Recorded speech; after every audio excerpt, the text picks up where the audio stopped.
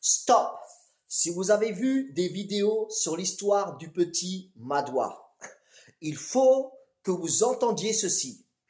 Parce que depuis quelques jours, Internet raconte absolument tout et son contraire.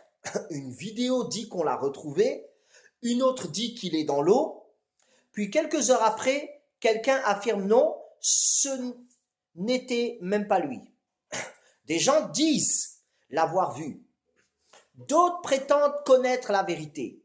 Mais beaucoup veulent surtout une chose, des vues. Alors aujourd'hui, je vais faire exactement l'inverse.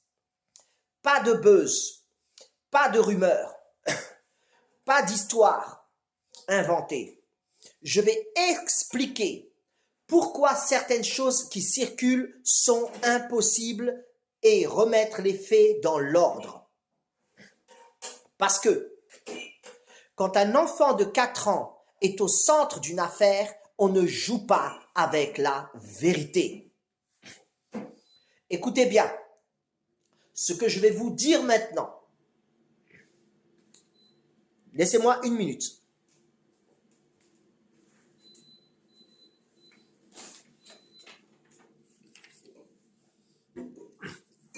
J'ai juste posé un mouchoir sur la table.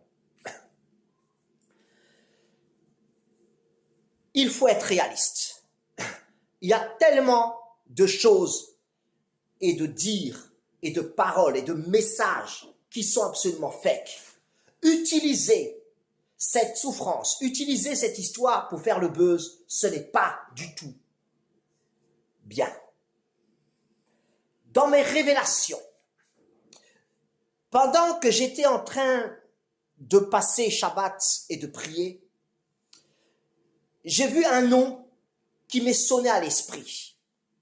J'ai vu un nom, j'ai vu ce nom, j'ai vu Moussa Sanogo Traoré et Dembélé Fofana. Et en priant, j'ai remarqué que ils sont des amis et que Dembélé Fofana est l'oncle. Et ce sont des gens qui sont parentés justement à cet enfant. J'ai vu que Dembélé Fofana était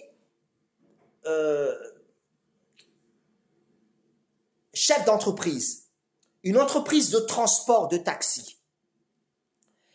Et j'ai vu aussi que, à l'époque, en rentrant dans le passé prophétique, j'ai vu que la mère